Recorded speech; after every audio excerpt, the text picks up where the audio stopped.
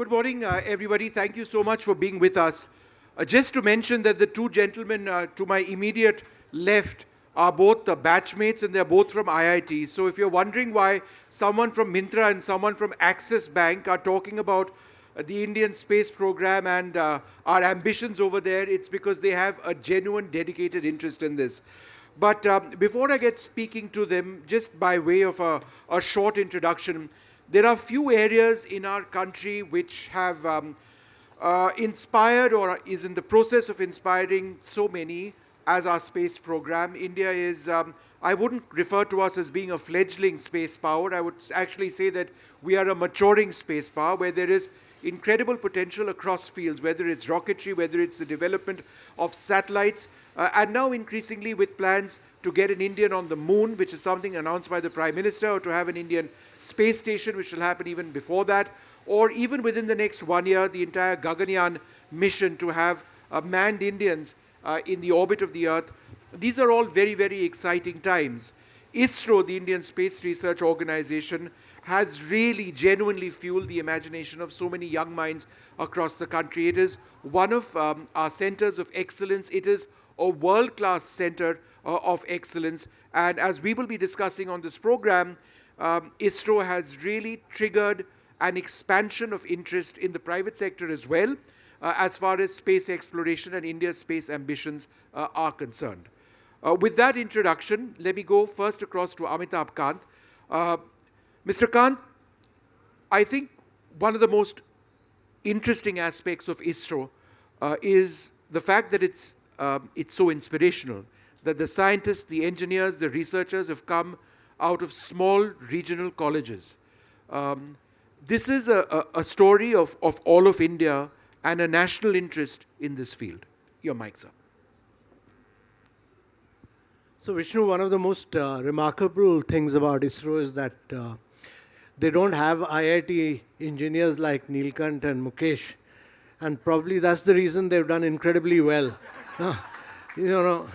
So it has a vast number of engineers, but there's just zero number of IIT engineers. The second great thing about ISRO is that it has demonstrated India's great ability at frugal engineering, to have put Chandrayaan and in about 75 million, whereas a Gravity movie was made in about 100 million, 125 million, really demonstrates the unique strength of India, and having also demonstrated that you can do satellite launches at very low cost, and now, ISRO has done remarkable work over the years, but government then realized around 2020 that it's important to open up the sector, because the world over, what is happening is that private sector, young entrepreneurs, startups, they've got into a range of areas of satellite launches. They're getting into new areas of satellite manufacturing. They've got into new areas of using satellite data. Many countries are looking forward to mining, space mining. They're getting into areas of space manufacturing. And, there's huge possibility of space internet, which will comprise of almost about satellite internet, which will be about 27% of the space technology right now, but will grow and expand further. And actually, if you've got to build up cheap communication, if you have to do space mining, and if you have to do use energy for the future, then it can only be done by the private sector. It can't be done even by a lean organization like ISRO. So the government of India opened it up. It created this in-space organization around 2020. And then in the 2023 policy framework, the government totally opened it up to the private sector. And you've had some great initiatives by young startups in India. You've had Skyroot Aerospace, in which Mukesh is an investor actually, and it'll be Founder nice. Investor. Yeah, it'll be very nice to hear from him on what a great startup like aerospace has done. And Mukesh was the first investor. And then Greenco came in, and then subsequently from Singapore, GIC and Temasek have invested in Skyroot Aerospace. But then you have also Agnikul Cosmos. You have on the manufacturing side, Agnikul Cosmos, and then you have on the data side, you have Pixel. Because the important thing is that we should not be in the space business for the purpose of space tourism. We should be in the purpose of space for the purpose of ensuring a better life for the citizens of India.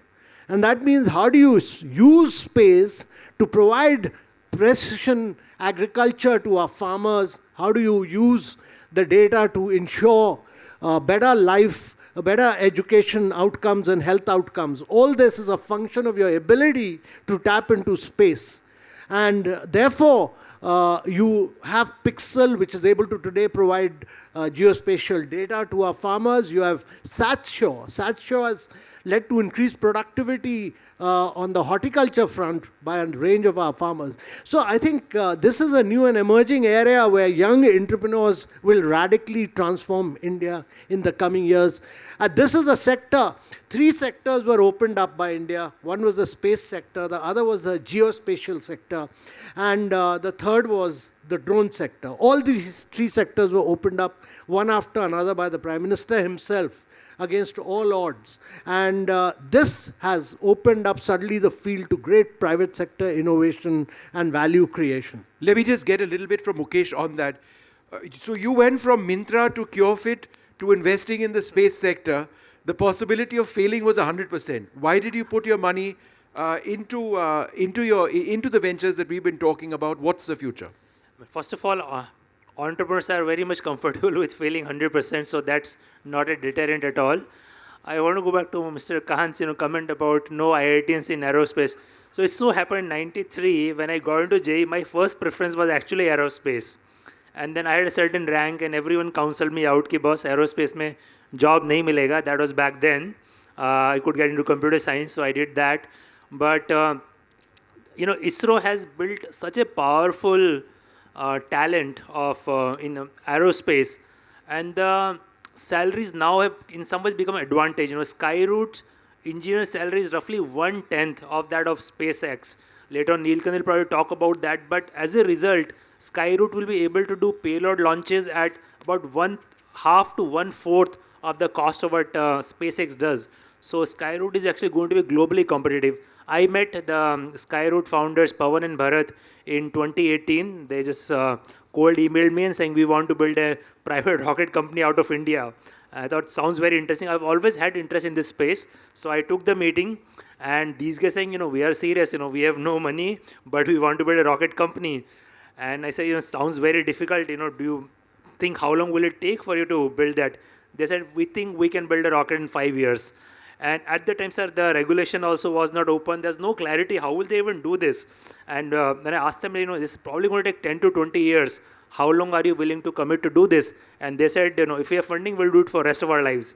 I said, that's incredible passion. These guys really, this matters to them more than anything else.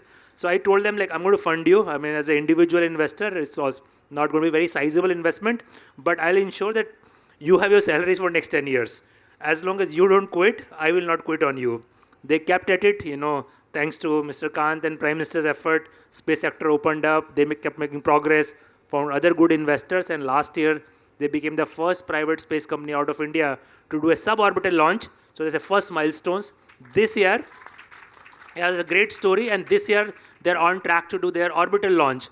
If they do that, from next year onwards, they can start take orders from everyone around the world, and I think more than that, they will inspire next generation of entrepreneurs. Then we can really do cutting-edge technology work out of India. So I think among other things I've done, this is probably most fulfilling. And I was there at the launch, and I had literally goosebumps. Thinking about it every time gives me goosebumps. So I think it's a great milestone and a very proud milestone for the country. Isn't that a fantastic story? And how many of us have actually heard of Skyroot? Very few people. We keep talking about ISRO, but this is an area which is obviously growing. Neelkanth Mishra, the flip side of this entire argument of frugality is that if you're too frugal, then you restrict or limit your space ambitions. For example, I've always felt that India needs to be involved in genuine science and exploration, for example, on the surface of Mars. We have the technology available. We need to put serious money into that. And therefore, if you cannot do it on a frugal budget, do you believe that frugality is both a benefit but also a downside? Absolutely, and therefore I think what ISRO has done and what Skyroot is doing, and the advantage of having cheap engineers and scientists is definitely that we can put more of them to work. But the downside of frugality is that you end up aiming too low. For example, SpaceX in the first 15 days of this year did more launches than what ISRO is planning for the whole year.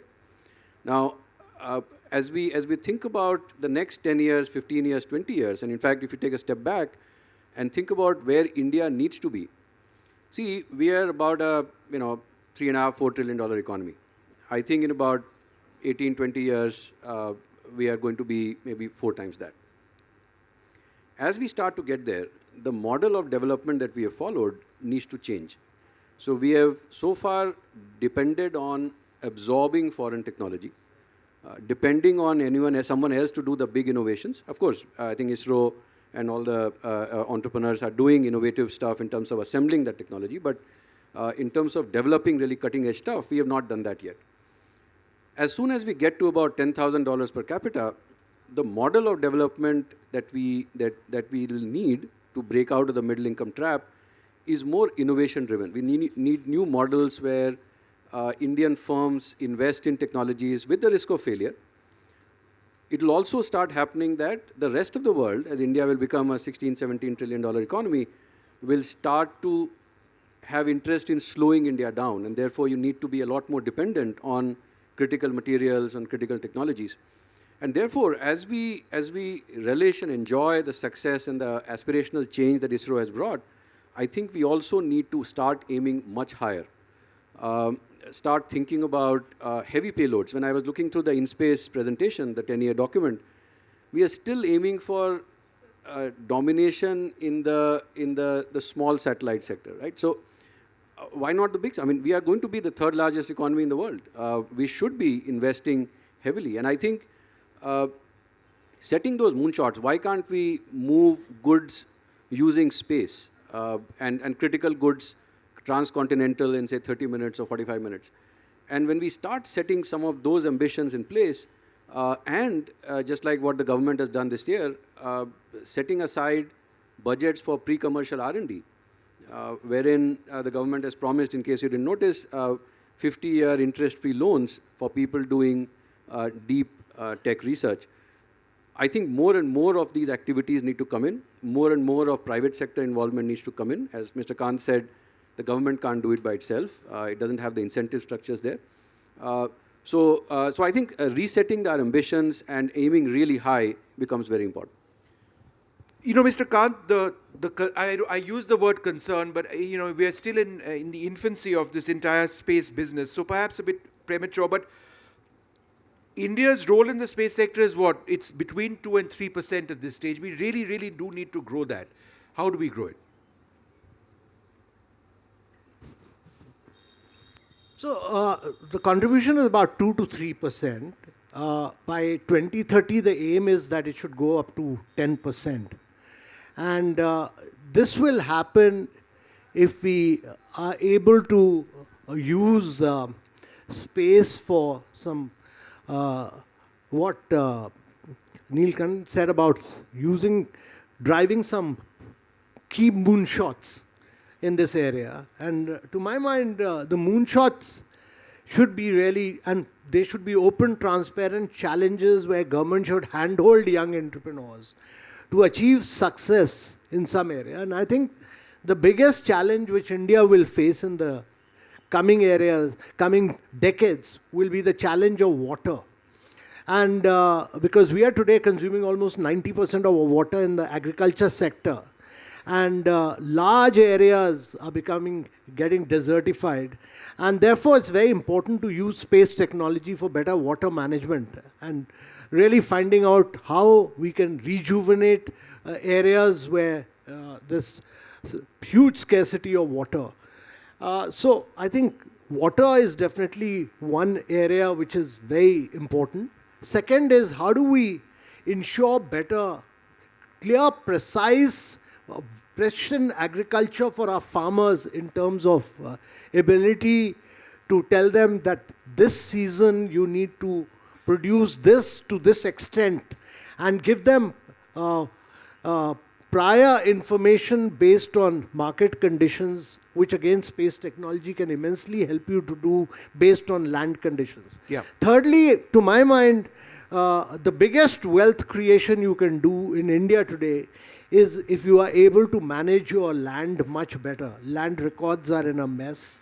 And if we are able to use space technology for much better, both rural and urban We're land using records. drones for that now. Huh? We're using drones for that. Yeah. In states like Uttarakhand, where you can actually measure your land using that. Yeah, but space technology can do it on a much larger scale, much quicker, much faster, etc. And you unleash the power of young entrepreneurship in all these. Because the other big thing that India has done is totally open up the geospatial sector, because layers and layers of technology then get opened up, as we've done for Gati Shakti now. And I think all these are huge areas for innovation through the private sector. And if India is going to be, in the next few years, I mean, look at our aim. Our aim is that we will be the third largest economy by 27, 28, undeniably. But our aim is to be a $35 trillion economy by 2047. If you are aiming to do that, the only way to do it is to use technology to leapfrog. And it's going to be our ability to use space technology in some of these cutting edge areas, working with the private sector, hand-holding them through moonshots, and using the power of that 1 lakh crore which has come in for R&D by the government, and driving a range of projects through space technology in many of these areas. 1 lakh crore, at least 10%, to my mind, 10 to 15% of that should be earmarked for the space sector. Okay, that's significant. Mukesh, tell us a little bit about the people you've hired in Skyroot, and secondly, what are your ambitions as far as Skyroot are concerned? Yeah, I think so. I have directly not hired people in Skyroot, but I think Pawan and Bharat have done all the heavy lifting. But initially, a lot of talent came from Skyroot. Surprisingly, some of the retired professional also. There's one gentleman, I'm not recalling his name, but his Padam Shri Award winner, was involved in the cryogenic technology transfer from Russia to India in 80s. And he's part of their advisory board. He shows up nearly every day. So a lot of retired talent has come back into Skyroot. Later on, what we found that there was this whole underground, aerospace talent in a lot of regional colleges in India, which has come in. And these guys are, they are up there in terms of their mathematical abilities, able to compute equations. They are designing rockets. They are innovating also. So a lot of Skyroot, one may think they may come out of ISRO, and obviously ISRO background and knowledge help them. But they are pioneering many areas. For example, their rocket body is all carbon fiber body. There is only second company in the whole world. Even SpaceX today uses steel body. But steel body is easier to make for reusability, but also more heavy and costly to make. So these guys have innovated, built that whole carbon fiber rocket body. They 3D printed their nozzles, so which are more fine-tuned and highly energy efficient, and many of the smaller parts, they are able to innovate, and all based on talent based off India. But let me also just diversify. I mean, not only Skyroot. Now we are seeing a lot of deep tech companies come out of, some from Skyroot itself. There's a drone company that has come out. There is a precision robotics company that have come out. People who work at Skyroot. So Skyroot is starting to almost act as an incubator. You come here, work for a few years, develop confidence in yourself and technology, and then spin out of Skyroot and do something else. So a lot of, I think, younger entrepreneurs in India are realizing that literally sky is the limit.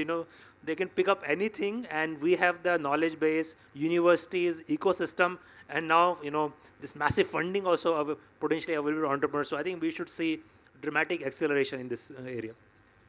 Neelkanth Mishra, before we open this up for questions from the audience, how is it important for us not to be caught in a certain trap which hits nations at a certain mark in their development trajectory? we were talking about this. For us to truly fulfill our aspirations, we cannot be trapped beyond a point by budgets. Yeah, exactly. And most countries, I mean, if you look at the development pathways that countries have adopted, the rich countries, the Western world mostly took 150, 200 years of growing at 2% or so for a very long period. What the rest of the world has tried to do is squeeze that growth into 40, 50 years. Now, very few countries have broken through the middle income trap, that $10,000 to $12,000 per capita. And it's not surprising that China is starting to struggle as the moment it got into that territory. The countries that have managed to break out of that and which are of sizable nature, I mean, say Singapore and Hong Kong are, I think, island nations. It's very different economic models, are Korea and Taiwan. And they invested heavily into becoming leaders in several sectors. So Taiwan in 1 or 2, Korea in 4 or 5, it's a larger country. A country like India needs to be what we call the circle of 5 among the top 5 countries in maybe 15 or 20 different sectors. And in the move from low income to middle income, you are relying on adopting foreign technology. So you rely on 4G technology developed, 3G technology developed outside, let it become old and cheap, and then you bring it in. Everyone gets cheap data. Everyone starts to do educational videos and all that. But when you start to get to the $10,000 to $12,000 per capita range, your business model needs to evolve. And I think that business model also needs a very different architecture for governance. So you need much better regulators. We are just talking about space, but you will need better regulators in healthcare and biotech. Sure. You will also need different funding models, pre-commercial R&D. So for example, 30% of all R&D budget in the US comes from the government.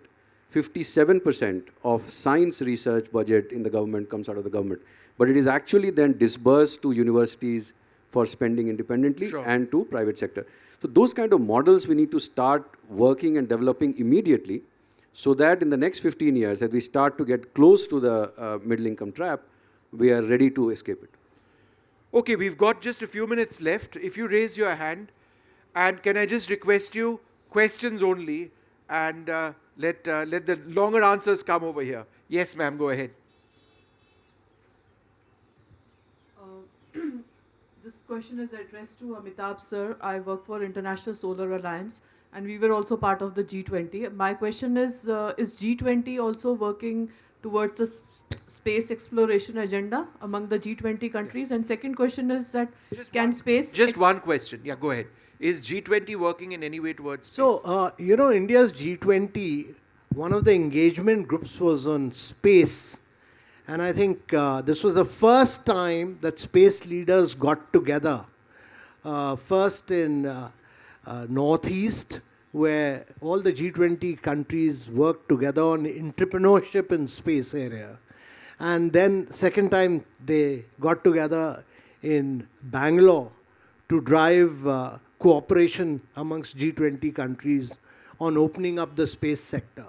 So these are areas, India already works on this Artemis project. After we landed up on the moon on the South Polar side, we were the 4th country in the world to land, but we were the first country to land on the South Polar side. So Artemis is a US-led conglomeration of 27 countries whose objective is that they should be able to put the first man on the moon by 2025 and be able to use space for purposes of manufacturing, for purposes of mining, for purposes of better energy tapping. All this, there's huge potential of supply of energy, and therefore this collaboration, coordination, and partnership, and learning from the best practices of each other is very critical in the space area.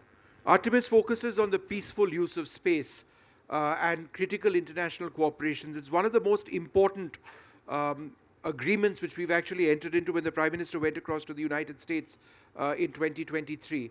I know you have a question. Is there anyone else on this side? Yes, sir, right in the middle. And then, sir, I'll come to you after that. Yeah. I'll come to you after that. Just a question, sir. Yeah. Okay.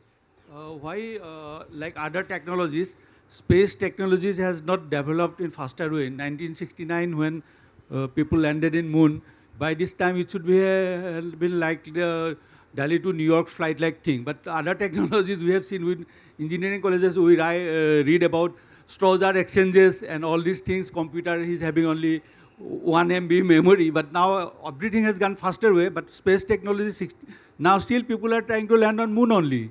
Why it is happening? That's an interesting point, actually. It's a very, I think the answer is very simple, which is that space was seen as a government dominion. So the real excitement started to come through only after private firms like SpaceX came in, and the cost of launches came down very sharply, very dramatic innovation and risk-taking started. So now that you have Blue Origin and SpaceX and some of these, so you see the percentage of startup rocket launches coming from private firms has, to use a phrase, skyrocketed. And I think that was a very important reason, and which is why I think the measures taken by the government to let private sector come in and not let it be an ISRO monopoly has been a very, very important step forward. So in a very short span of time, the total number of startups working in the space sector is close to about 400 now. So you will see rapid innovation, rapid disruption of technology, both on the manufacturing type, launch side, and using of data for purposes of innovation in many other fields. By the way, Mr. Kant, I suspect he wants to be a space tourist, so don't sully his aspirations. No, I'm not. I was merely saying that our objective should not be space tourism. Our objective should be to tap space for purposes of advancement and development in many other areas. Go ahead, sir. Yes, sir.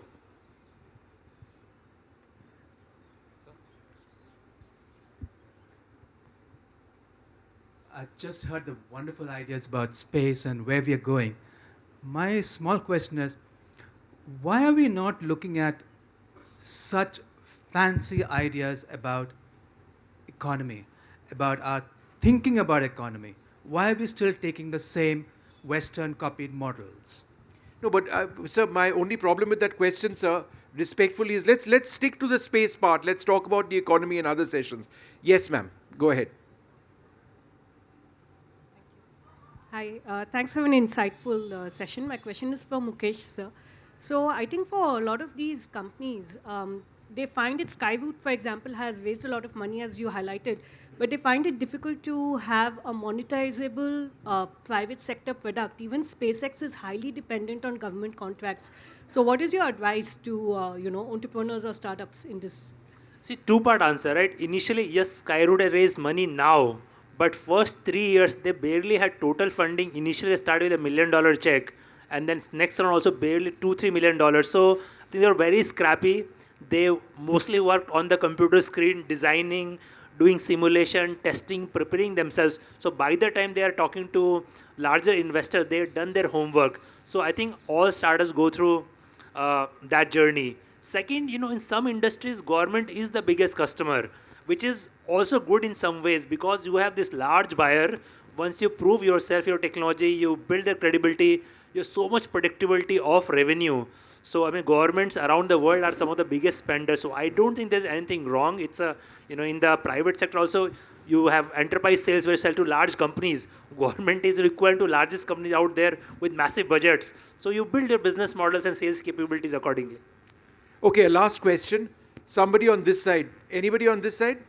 Since there is nobody on this side. Yes, ma'am. And I'll try, sir, to have your question after that. But just short answers so that we can accommodate the last two. Yes, ma'am, go ahead. Yeah, so I had this, I work Just in hold the mic to your I work in the sphere of South-South cooperation. So I just had this, I was very keen to understand that if not global North, and now that we are looking at global South, and how could we exchange good practices? So what would be the top 3 countries from global South where we could adopt the good practices on space technology for India? So we work with a range of countries. In fact, the first we did a Bhutan satellite, Bhutan Sat. So ISRO worked on that, and ISRO works with many countries of the global South. And during the G20, actually one of the issues discussed in the space working group was how do we take technology to the global south, and how do we allow the facilities for launching, India's ISRO facilities for launching, and how do we make our data available to the southern part of the world so that they could benefit as far as development is concerned. So many of these areas have been explored during the G20. And the final question, yes. Thank you, Vishnu. Good morning. I'm Rishabh. I'm part of the PSA office, so I worked on the deep tech policy team as well. So, Kant sir, we've actually interacted for a short while. Very quick question to Mukesh, and I'd love to hear your thoughts, sir, which is there's a lot of investment happening in the final startups or ventures that are building products. But in a critical area we need to focus is the intermediary components, right? Sensors, basic LEDs also are not actually manufactured in India. And in a large quantity, we are importing them from other countries. Don't want to name them. So how are private investors looking at actually investing in companies or ventures which are building these fundamental intermediary components? They may not be the final product, but they really form the base of anything, any complex system. We'll have semiconductors soon in large numbers in India, which is part of that when we talk about displays. But go ahead. Maybe I'll defer to Neelkanth. I think he can better answer this question. You're absolutely right, and that's when even when we think about not just space but say defense, we tend to think about submarines and missiles, but actually what is needed is also research in fine chemicals, on special types of plastics, on forging technology, and what is now starting to happen is that as we become more familiar with the end market assembly and end market started developing within India, the upstream investments are starting to happen. So at least in electronics, and this is what I would call is a classic dual use in this sense, that as we start doing more of handset assembly, as we start doing more of laptop assembly, the demand for electronics and the stuff that goes into it is starting to develop in India. And we are starting to see, for example, for phones, we are seeing display module assembly happening, battery module assembly happening. So, and then over the next 10 years, you would see a lot of upstream work happen. In semiconductors, I think the government's 76,000 crore allocation, we are starting to see some very fascinating new. So I'm part of the India Semiconductor Mission Advisory Board as well. And compared to where we were 1.5 years back, we have seen phenomenal progress. So we are seeing some very exciting projects and proposals that are starting to come through, even for semiconductors. Well, I'd like to thank all of you very much for having this chat today. These are areas which we wouldn't speak about as being viable from an economic standpoint. Even a few years back, ISRO was always just this one monolithic government agency. But I think the experience of startups in India in the space sector, and just a couple of the areas that we've looked at, along with wonderful world-class homegrown talent, means that India remains a genuine space power. But I think we really need to identify and define what our space ambitions will be going forward. Thank you very much for being with us.